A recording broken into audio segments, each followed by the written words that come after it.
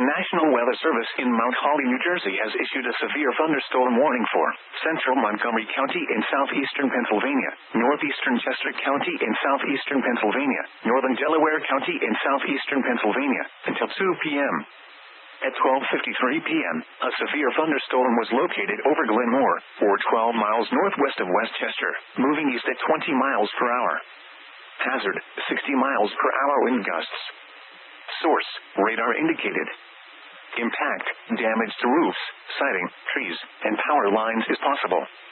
Locations impacted include Norristown, Pottstown, Phoenixville, West Norton, East Norton, Downingtown, Collegeville, Royersford, Trapp, Schwenksville, Elverson, Putown, Bryn Mawr, Radnor Township, Spring Mount, Leonville Markwood, Valley Forge, Glenmore, Powley, and Chester Springs.